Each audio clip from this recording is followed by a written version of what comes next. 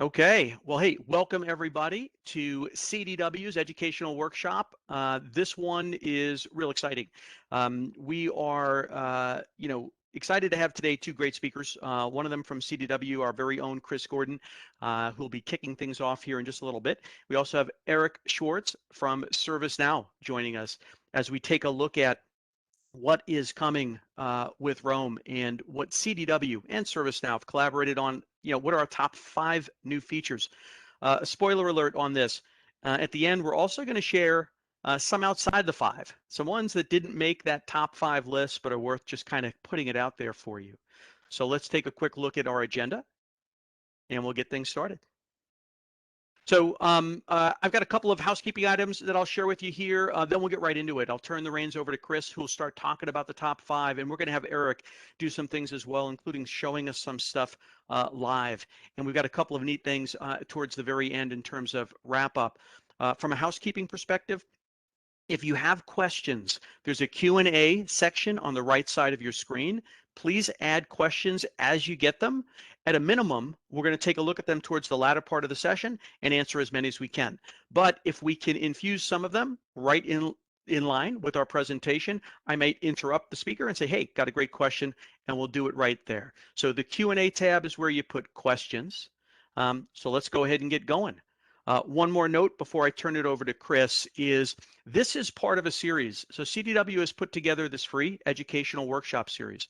And if you haven't been on these before and like to get a copy or a link to previous ones, I've got 3 up on the screen. It's a little bit tough to read, but we did a phenomenal one around overcoming the hurdles to a healthy CMDB. We also did something around IT business management, and we really talked a lot about enabling the hybrid project workspace. And for those of you that have ITBM or are thinking about it, that's a great one to take a look at. And then we also did some things about getting back to the office and getting back to work. So if you want to get a link to any of those, just ping us in the chat section or shoot a reply to your invite. And without further ado, I'm going to turn it right over to Chris Gordon, who's going to kick this thing off as we take a look at Rome and the top things that we're excited about. Chris? All right. Afternoon, everyone. Thank you for joining in. My name is Chris Gordon. I'm a technical architect with CDW and our ServiceNow solutions team. And we're going to go over our top 5 picks for the Rome release of ServiceNow. Starting first here with workspaces. There's some new workspaces that we'd like to share with you. So before I kind of go into the new workspaces, I do want to explain what is a workspace. ServiceNow has been continuously evolving and expanding its functionality over the years. With each new release of ServiceNow, they've been working very hard at improving the look and feel of the applications that we use to really sharpen the analyst display of how you and I perform our work assignments in a more productive way. So workspaces is really a game changer for how we can streamline the work experience, providing this brand new graphical user interface type of look and feel. This gives you essentially all the information you need to see what's happening and to be able to drill into the areas that you need to explore further.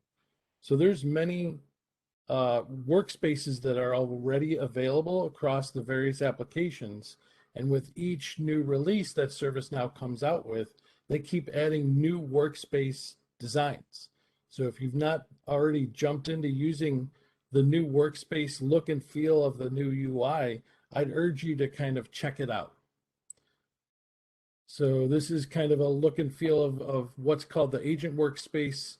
And that is like the homepage view that you'll see. Again, it's a new UI. The section looks bigger and easier to read. And then there's other functionality on the left navigator. So I kind of want to stop there for a moment and kind of kick off a poll question and see how many folks who are actually dialed into our webinar today to see if anyone is actually using the workspace. Yeah, thanks, Chris. And we'll get a poll to pop up here in a sec. It's on your right side. If you look at it in the polling section, if you could go ahead and select one of those, A, B, C, or D, click submit. That'd be fantastic. We've got, we'll keep that up there for a little bit more time, and then we'll go ahead and share the results in a little bit. All right. So Agent Workspace is really designed for any ITSM user to clearly see all the assigned cases or incidents for that user or for their team. So the new Workspace UI is easier to view and view more dynamic than today's out-of-the-box original dashboard view.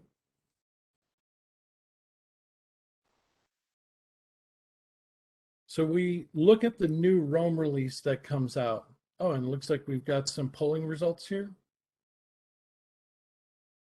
So what do we get?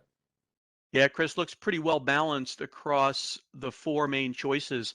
The largest numbers are future roadmap or not evaluating, but we've got 20 that are evaluating, and really just about maybe 15% of the respondents say they are currently using the Agent Workspace. That's interesting. Yeah, so I'd encourage if you're looking at these workspaces install or in your dev instance, take a look at the Agent Workspace first and see what that looks like. And I think there's a specific role that you need for Agent Workspace also to have that turned up so you can actually see the Agent Workspace UI view. But for our Rome release for ServiceNow, under the plugins section of ServiceNow, if you type in the word workspace, you'll see that there's 3 new ones out there. There's one called CMDB Workspace, and that's really tied into the Agent Workspace. There's one for the Human Resources Workspace, and then there's also a Vendor Manager Workspace. So let's take a closer look at these different workspaces. So the CMDB data workspace provides a combined view that helps save time by using fewer mouse clicks and centralizes the information in a better view to see things like the CI health and improve overall data quality. So from the CMDB data workspace, you can now search for a CI and quickly see things like the overall CI health, attributes and relationships, and trending information about that CI.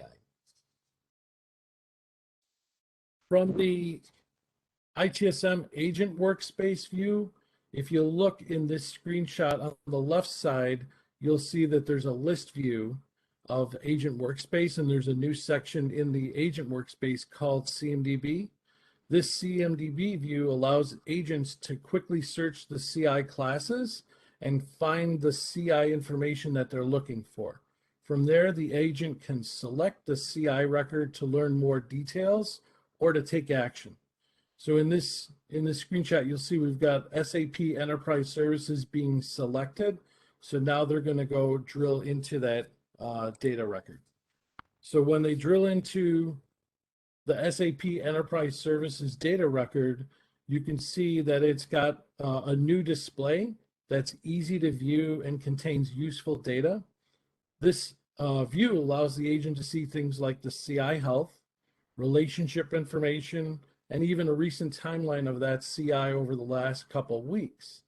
Down below that initial section, you'll see there's different tabs of data.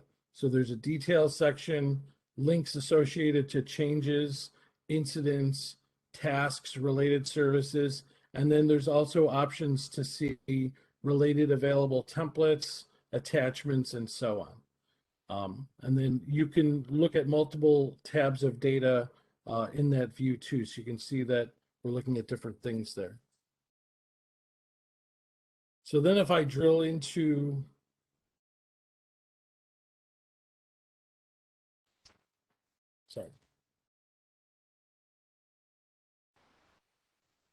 So when you create a related incident or change record, a new tab will appear at the top of the screen there that lets you navigate to those different details. So you can see where at the top of the screen I started with SAP Enterprise Services.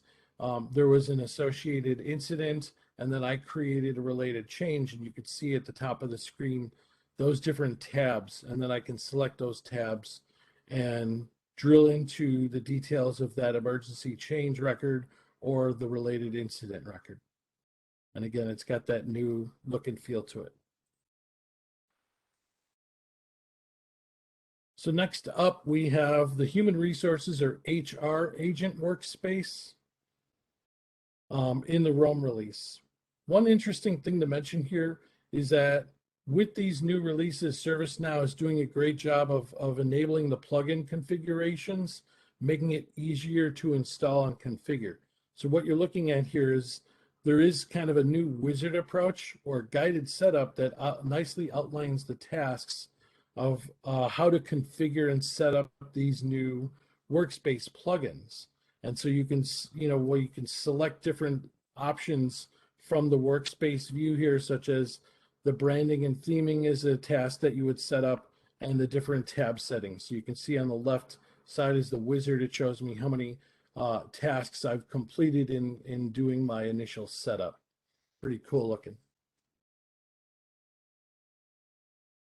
So the HR Agent Workspace home screen provides information that the HR analyst would want to see, such as what cases are assigned to me or my team, what cases are assigned to me or my team that have SLAs that are at risk, what are the highest priority cases that are assigned to me or my team. Additional widgets kind of below, further down the screen when you scroll down, include things like quick links to areas that I need to navigate to, links to frequently used HR applications that I use regularly, or even knowledge base articles.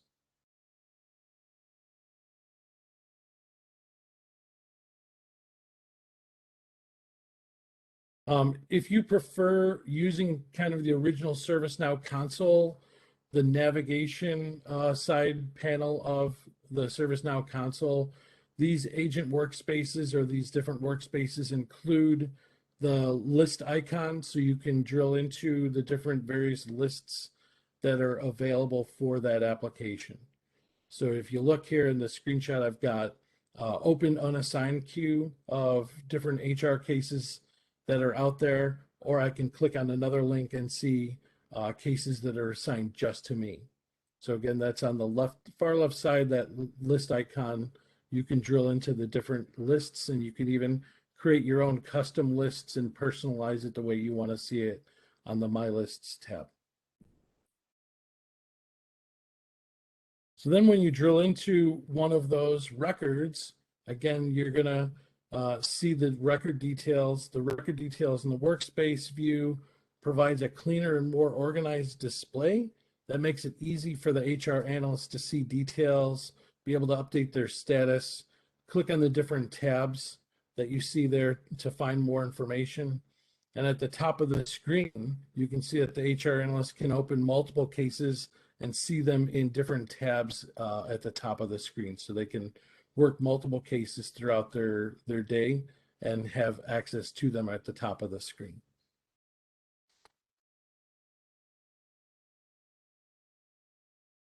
Also in the vendor manager, so this is another new workspace called Vendor Manager Workspace. So the Vendor Manager application has a new landing page that's a workspace in the Rome release. This new workspace provides, yep. Sorry, Chris, before you get into the vendor one, we had a question come up as a AWS agent workspace as customizable as the platform view. There have been limitations. That is accurate. There definitely is some limitations. As this gets mature, just like everything else in the platform, there will be more and more features and functionality. There are a lot of widgets that you can add, but also build if you need to. But there are some fields that are available in the native UI that are just not available today in Agent Workspace. So, but we do know that this is increasing, and even in Rome, we're seeing some things that weren't previously available, now available. So hopefully that answers that question. Yep, totally agree. There's some legacy ITSM apps that don't have a workspace yet. And for the newer apps that are being released, such as like business continuity is a new one that we've been playing around with a lot, that has an embedded workspace. And, you know, if you wanted to trigger from an incident into a business continuity plan, it doesn't let you go from the console view directly to a workspace type of action. So yeah, I've seen that. I know exactly what you're talking about. So Vendor Manager is a new workspace. The vendor management app has been around for a while, but this is a brand new look and feel. So there's a new landing page that's an actual workspace for Vendor Manager in the Rome release. It provides an aggregated view that vendor managers can use to see metrics of vendors that are at risk. So information on this landing page of the Vendor Manager workspace include things like trending of vendor performance in the last 90 days, satisfaction levels by the vendor, contracts that are either coming up for expiration or new contracts, or what are called continual improvement initiatives for underperforming vendors. So the Vendor Manager workspace also includes another section for the top lowest performing vendors, and then another chart view for the most ordered items from my vendors. And that's kind of at the bottom of the workspace view. So when you drill into a vendor record, again, it's got the workspace gives you a new look and feel of it. So the new display is easier to use. There's sections in here for the vendor profile, different service offerings, contracts, assets, product models, catalog items, stakeholders, and improvement initiatives. And then down below, you can see there's KPI metrics for the vendor manager. These were updated in the Rome release. The data is now aggregating and refreshing on a daily basis instead of monthly to ensure that the information is always up to date. So those vendor performance metrics include things like the average customer satisfaction level, average SLA achievement, average stability and availability, and average request activity. There's also trending data for the lowest performing service offerings.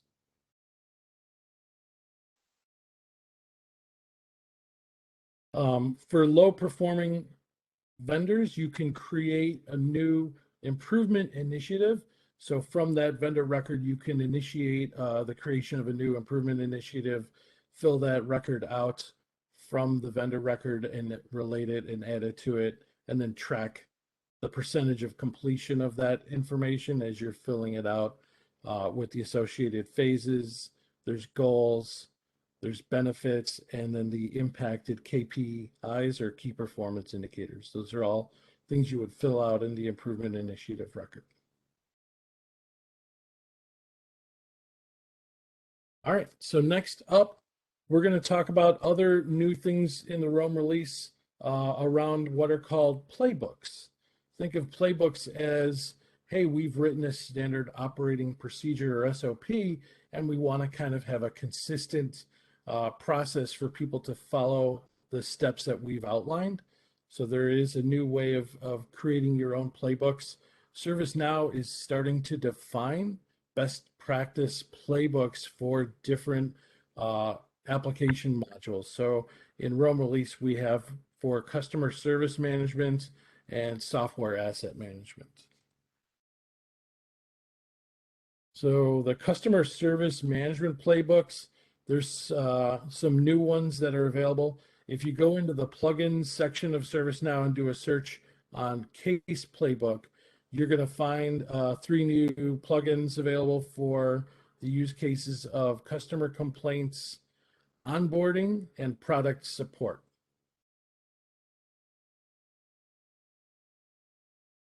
Found in that agent workspace list view on the left nav, you're going to see new areas that cover those playbook use cases for complaint cases, onboarding cases, and product support. So they'll have their own dedicated sections in the list view on the left navigator of your agent, your HR agent workspace there.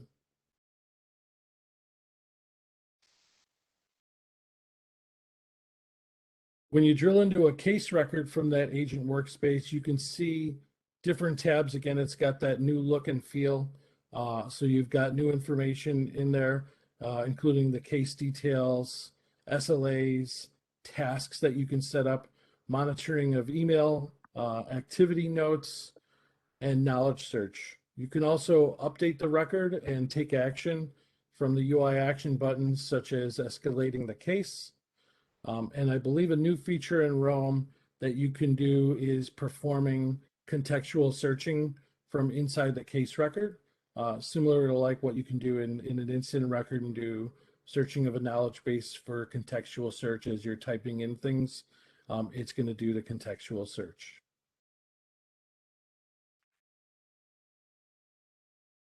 So software asset management now includes a new playbook for creating new software entitlements. This is one I remember from another prior client that we implemented for. They had their own unique use case that we had to build kind of workflow and predefined task for. So it's cool to see that ServiceNow has built their own playbook that makes it easy to follow. So this playbook includes these easy to follow steps that you see on the left side to drive consistent and efficient handling for these complex entitlement use cases. Also part of that playbook is a new asset bulk import feature that runs as an import job in the background while you can work on other things. There's a record for assets that were imported correctly that will send a notification to the asset manager that those items were imported successfully. If there are errors being found during that bulk import, a separate record is logged that the asset administrator can go in and view and make corrections to those errors on the fly and be able to update those assets very quickly. So better visibility around the bulk import and being able to track mistakes or errors or inconsistencies and make those quick corrections and updates fast. All right, and then Chris, really quick, we have another question around the playbooks. So I believe the question was, is this specifically in the HR module? And I interpret that as, do we have playbooks available for HR? And playbooks are available throughout the platform. There's more and more being released each ServiceNow release. And there are specifically playbooks within the HRSD module today. Yep, and then they may show up in the plugins list as a separate plugin that you need to install. At least the CSM ones that we saw, those 3 new ones, all had separate plugins that you would install. So if you only wanted to install just one of them, you can install just one at a time if you wanted to. Right. And fun fact, why not? This is all based off of how security incident response started. So playbooks originated in that space as a necessity because there's runbooks and playbooks when you're actually doing security incident response. So they took that technology and it's expanded it across the platform now, which is a great thing. Absolutely. Back to you, Chris. Yep. All right, so the third subject I wanted to cover today is around the security operations scoped application. So in security operations, you have different process applications for security incident response management, vulnerability response management, and those are quite popular, projects that we end up doing throughout the year. Threat intelligence is that third kind of little known or little referenced application as part of security operations. And this one gets a brand new facelift with all kinds of really cool stuff in it. So I'm very excited about this one and wanted to talk about it today. So for security operations, there's an application called Threat Intelligence, and it offers a brand new set of features around something that's called MITRE attack. So to improve how a security team can research what are called threat actors and perform advanced threat hunting research, ServiceNow has really updated the security operations threat intelligence app to include MITRE attack and STIX visualizer. All this did originally come out in the Quebec release. The Rome release adds new information into the MITRE attack system with new techniques. So I wanted to kind of go through some of that today. So if you went on the attack.mitre.org website, the acronym that you see there for attack stands for adversarial tactics, techniques, and common knowledge. So around that kind of concept of MITRE attack, there is kind of an adversarial knowledge base that you would use in threat intelligence that revolves around these 5 main areas. So the attack model, which identifies the basis or the scope of the cyber attack that's coming in, the attack matrix, which is really a graphical view that's a visual display that you would see the information and be able to correlate it very quickly. Then there's different techniques and tactics that your threat actor is going to be using. So you want to have information on that at your fingertips. So techniques are the how an adversary would or threat actor would attack you, and the tactics go into details of why those techniques are being applied and what other tactics they may be using. And the procedures go into more in-depth knowledge articles that provides more detail.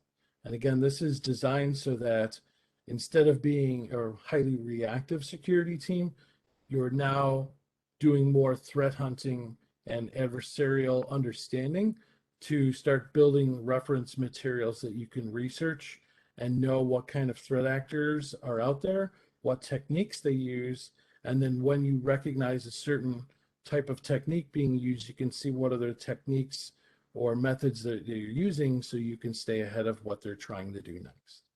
Pretty cool stuff. So here's that new display view. The visual view you see here is the MITRE attack view, the way it looks in ServiceNow Threat Intelligence. Visual display is very similar looking to if you went on that attack.mitre.org website. It's a similar look, but the coloring that ServiceNow puts in here is, in my opinion, better than what you see on the attack.mitre.org website. So this heat map display for MITRE attack, you're going to see across the top 10 different attack models that cover the top of the screen. And then under each attack model, there's different multiple attack techniques that are color-coded based on different security coverage levels. And you can click on an attack model to drill into more details and find out more information.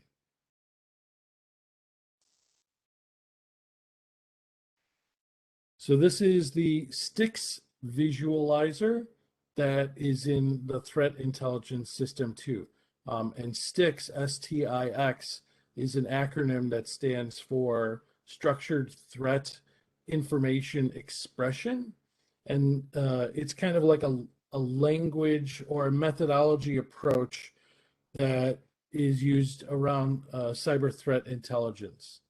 The visual format gives you ability at a glance to correlate different attack patterns and techniques and then be able to drill into that information very quickly.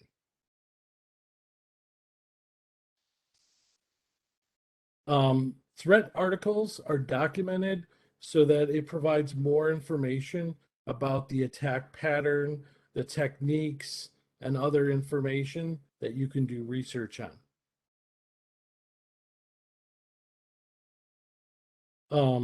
As you analyze and do different research around the tactics, you can associate those tactics to various different techniques and kind of build that correlation library that you see in the original heat map view. So again, you're doing more research and kind of, connecting the dots between these different techniques to the different methods and tactics that they're using.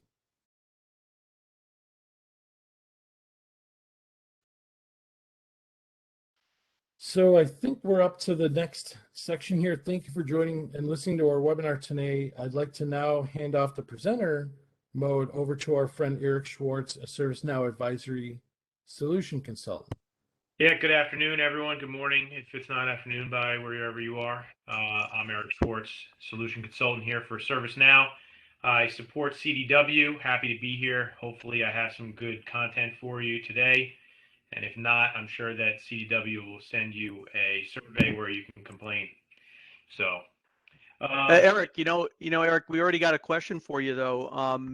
And I know you're behind the scenes there at ServiceNow.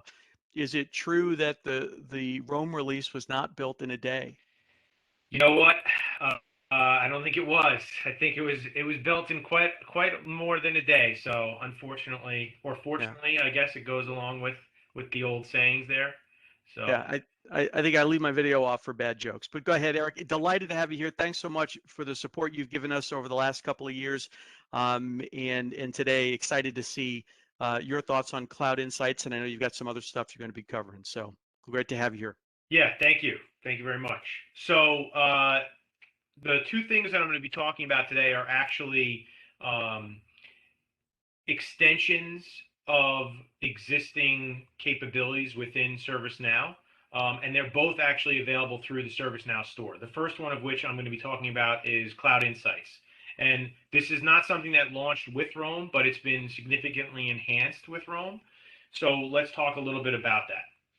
And before I go into the exact specifics of Cloud Insights, because it is part of our technology asset management capabilities, it's important to understand where it fits in and then what you can actually do with it. So within ServiceNow and our approach regarding asset management, we want to enable you to manage any asset anywhere and then automate that entire life cycle of that asset that you have. And when you do that, you can understand what kind of tech you own. Are you buying what you need? Are you using what you have? And then can you prove it if you need to? And that's not just with cloud assets. It's with anything, any asset that ServiceNow is managing. But obviously today we're going to be focusing specifically on cloud assets. So one of the things that you can do with Cloud Insights is you can right size cloud instances. And what that means is that you can effectively take Cloud Insights and optimize your cloud spend to ensure that your investments are being utilized without running a report, without holding a meeting, and without worrying that something is missing from your asset list. You can make changes to the cloud assets based on the real-time information that Cloud Insights actually has. For example, you're able to find unused machines. So ServiceNow's Cloud Insights, when you go and find unused machines and resources, you're going to be able to find out who owns them. You can automate the remediation and change control. And when you deploy these assets, you can utilize other features within the platform like compliance, regulation. Oh, excuse me. Let me just quit this notifications here so I'm not getting blown up during the presentation. So sorry about that. Okay. So you can layer on the compliance requirements to ensure resources don't get forgotten about. And of course, like I said, you can tie into the rest of the platform. So you can use Service Catalog. You can see what the users and the developers have available to them at any time, so they can see what assets are assigned to them. And then, of course, you can reclaim these unused assets. You can also set business hours for your cloud resources. And so what that effectively is operating hours. So you can scale up and scale down when you want to. And you are able to impact entire segments of your cloud assets by setting one singular policy. So this allows you to save time and money only, or by running only the assets when you need them and then automating them to be brought online. So perhaps you only want them running during certain business hours of a certain time zone. You can have the assets set to do that, spin up before the day starts, shut down when the day ends, and no one has to manually go in and do anything like that. You can also create budgets and notifications.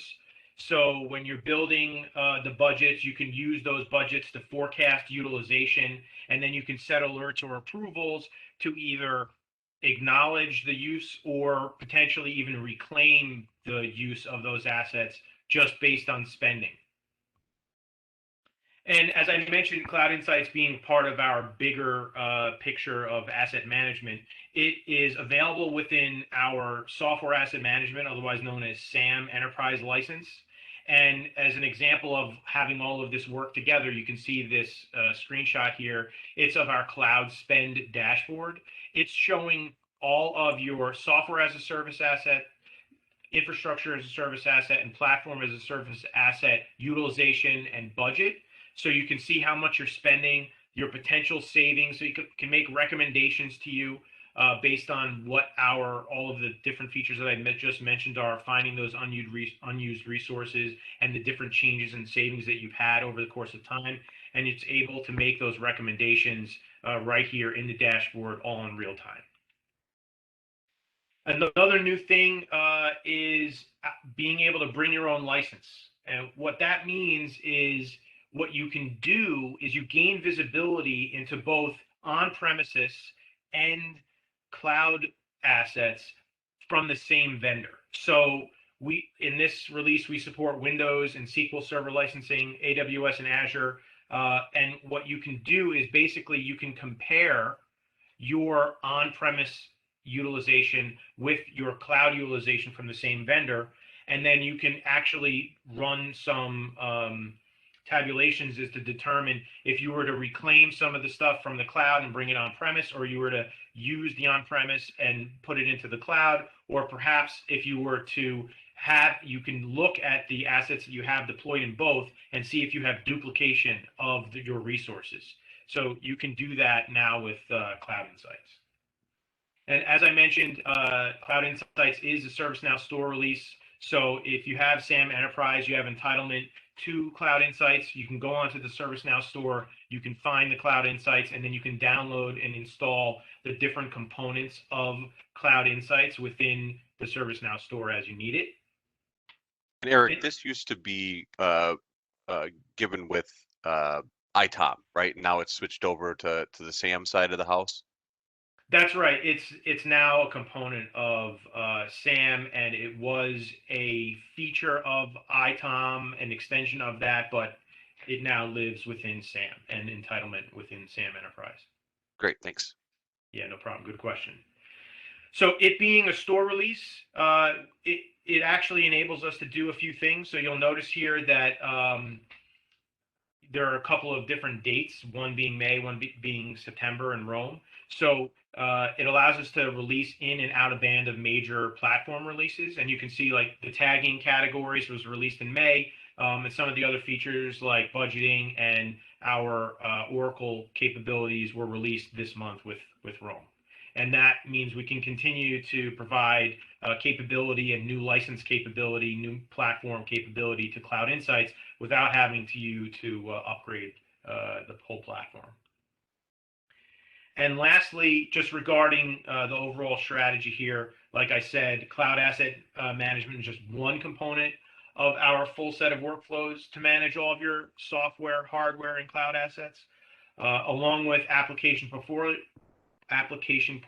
management to help you oversee all of the operations and plan for tech refreshes across your entire organization. So the last thing I'm going to talk about is specifically App Engine Studio and Mobile App Builder. Mobile App Builder is an extension, a store app available through your entitlement of App Engine Studio. It's all part of our low-code development capabilities. And you might ask, why does this matter? So two industry giants here, obviously Forrester and Gartner. I'm sure you've heard lots of statistics from both of them. But both Forrester and Gartner are estimating that 75% of all enterprises will be using low-code development tools, and that 75% of all software will be built by low-code technology by 2024. And so that means that what we're discussing today and the new things that we've released today are going to have ever more importance over the course of the next 4 years, and we're just getting started. All of our low-code solutions and our development solutions are part of what we call the creator workflows. The creator workflows are essentially based on 2 different components. They're packaged into 2 things. One being App Engine, which is going to obviously allow you to build whatever you want within the ServiceNow platform and beyond. And then that Beyond piece is part of Integration Hub, where Integration Hub allows you to take what lives on the platform and what you've built on the platform and integrate it into essentially any vendor or partner's technology on the planet. And the last oversight thing that I'm going to talk to you about before we get into the actual App Engine and mobile app builder is just the forethought that you have to have here, right? So in any development, whether it's low code or even pro code, you have essentially 3 components of a triangle here. You have your end users that are going to be adopting and consuming what's built. You have an ops team that's going to provide the oversight and management of what is built. And then, of course, you have the creators, the developers that are going to be building the content, whether they're citizen or pro. And when you have these different parties that are all working together to build an application, within ServiceNow and our approach, you're essentially enabling them all to take advantage of the platform and the core capabilities of it. So the developers get to take advantage of the key capabilities within the platform, like automating processes or adding requester components into it, or building something with a mobile interface, which we're going to talk about today. And then you have the management side that's going to be able to utilize the compliance and regulation components and the project management features of the platform. And then you're going to be able to provide all of this to the other party to be able to basically review what's going on and make sure that everyone's on the same page without needing to export all of the information that is being built or take a snapshot of the developer tools and then share them with other people. It all lives on the platform all at the same time. So we launched App Engine Studio in Quebec. That is the fundamental component of how you're going to be doing all of your development on ServiceNow within a low-code purview. App Engine Studio is a very powerful, easy-to-use building studio, and it basically allows creators of any skill level to create mission-critical applications very easily. And of course, we are building this to help enable more creators, faster time to delivery, and ultimately apps that people are going to love to use and not to hate to use. So, as I mentioned, the mobile app builder is part of our greater effort to provide low-code application development, and it's all part of our overall Now platform, right? And you can see all the different components of the platform and what you can take advantage of and where they live, whether it's a user experience or embedded intelligence. What you build in mobile app builder is just one extension of this greater capability. So I'm going to go right into the demonstration here, and I will stop this. And you now see my my instance. This is a live instance. This is App Engine Studio right here. So you can see that this is my main dashboard, and there's a couple of icons across the top where I could just jump right in and start doing work. There's a bunch of recent applications that I've built or currently existed that I've worked on within my instance. And then you have these templates. Now, these templates are pre-made setups where you can just use them to build an application on the fly. And you can build new templates also. And so what I actually did was I built a emergency alert template that I'm now calling A-Team 911 that I was working on earlier. So I'm going to go ahead and open up that application. And this is going to show you the breakdown of the different components of the application, the data, the experiences, etc. And what I can do out of here is I can add a new experience. This is a wizard. It's going to launch a wizard that's going to allow me to take an application that lives on the platform and quickly and easily run through a very simple set of questions to start building a mobile experience. So even if you weren't on the last release and you're now upgrading to Rome, you'll be able to take applications that you've built, utilize this wizard, and start getting people, both low code citizen developers and pro code developers, to start building and refining your applications.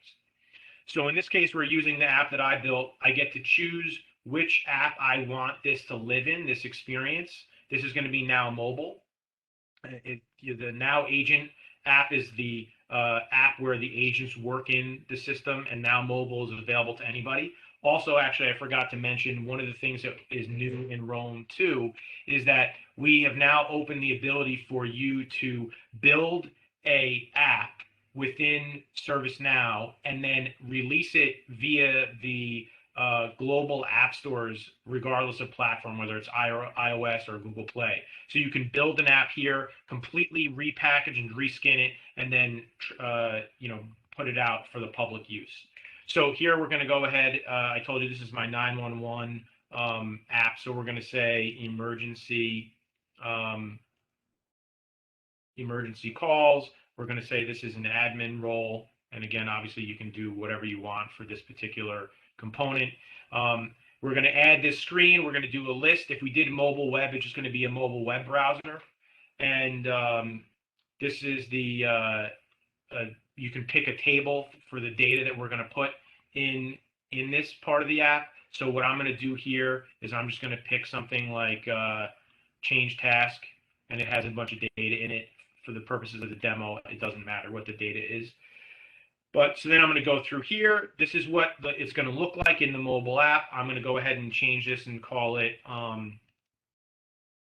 emergency response, and I hope I spell properly. You can obviously change the icon if you want.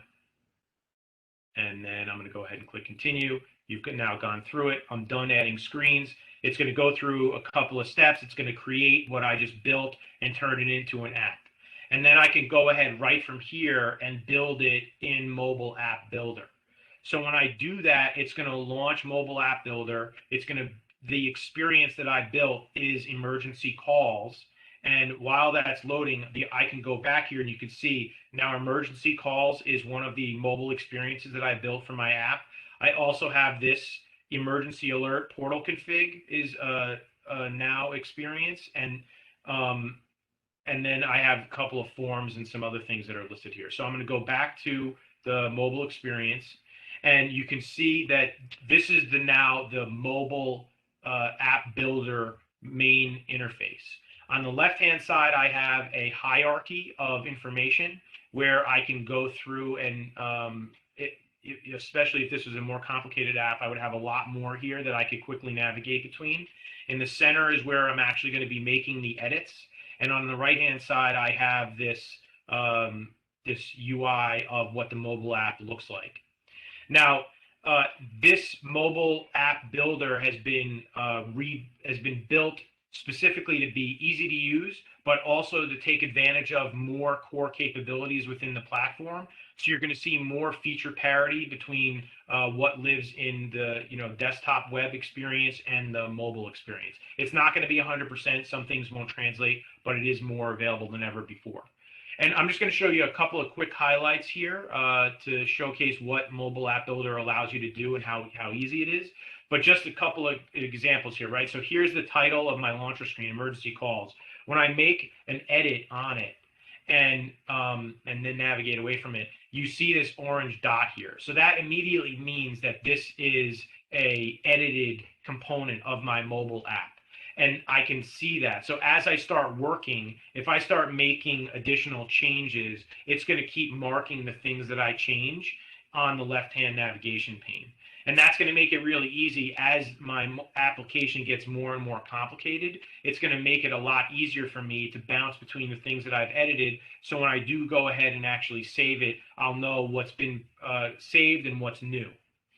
And then I can go ahead and see the screen that I have. And what you'll notice here at the top is that it says open record to edit. One of the other things about Mobile App Builder is that we've made it to be very fast and responsive.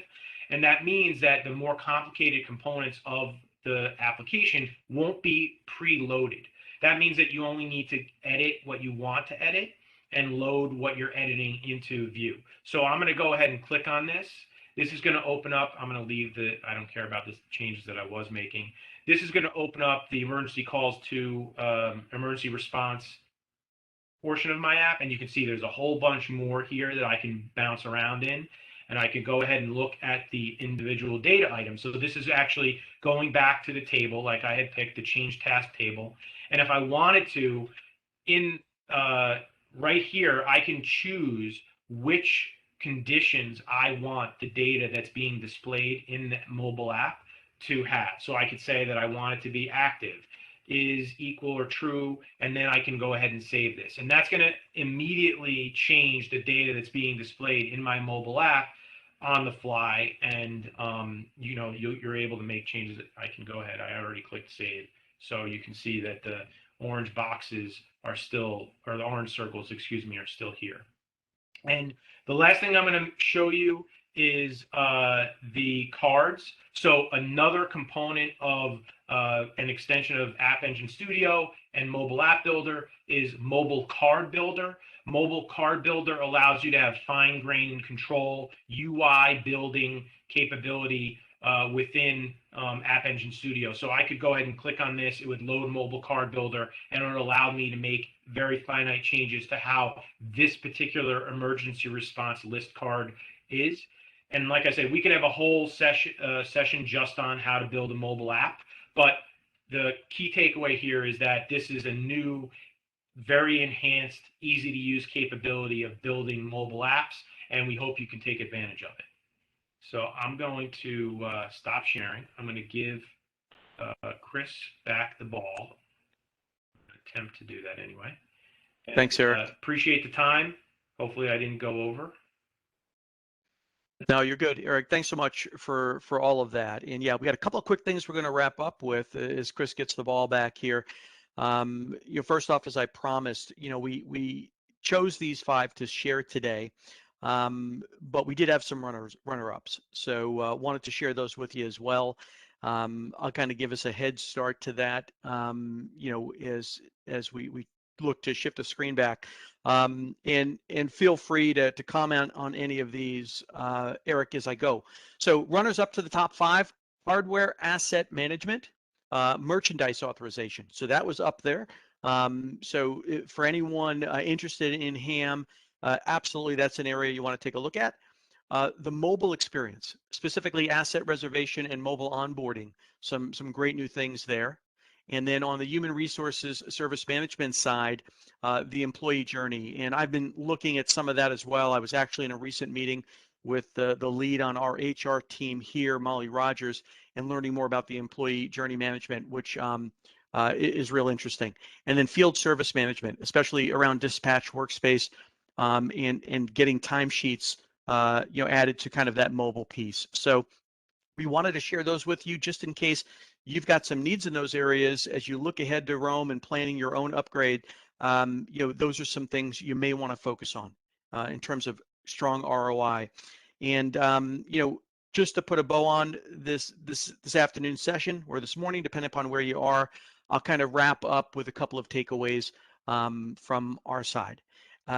If you're looking at upgrading, and whether you've done a lot of upgrades yourself in the past or not, a couple of things to think about, especially the older your ServiceNow system becomes. So the more that's been built on there, you may want to look at a configuration review, a pure health scan on the technical side of your platform. So as you upgrade and keep building, making sure that the fundamentals are strong, we can help you with that. So if you want to take a look at how much technical debt you might have in the system, it's a great time prior to an upgrade to look at getting the foundation in order.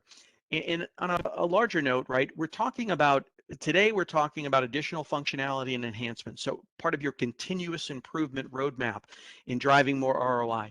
Do you guys have that kind of roadmap? Do you have an upgrade cycle and a plan around that to help you move on to newer releases in a more effective manner, but also a plan to take advantage of those new features and functionalities that come up. So if you're interested in getting a call with us to kind of brainstorm a little bit about this, we'll share some ideas, we'll share what we're doing with some other clients, and any way we can help you. We'd love to do that as a CDW customer. You've got those resources available to you here. You can email me if you'd like, or reply to your invite, and we'll reach out to you and get something like that in place. Oh, the other thing I'd love to hear, also via email or even chat here, any topics you're interested for future events. So we're generally doing about one a month here, and we're open to suggestions. So if there's topics or areas you'd like us to focus on one of the future sessions coming up, we'd love to do that as well. But on behalf of the entire team, we'd just love to thank you for joining us today. And some of you have reached out about getting links to the previous ones. We'll absolutely get those to you. And again, thanks for joining, and look forward to helping you on your ServiceNow journey, and seeing you at the next session. Thanks. Thank you, everybody.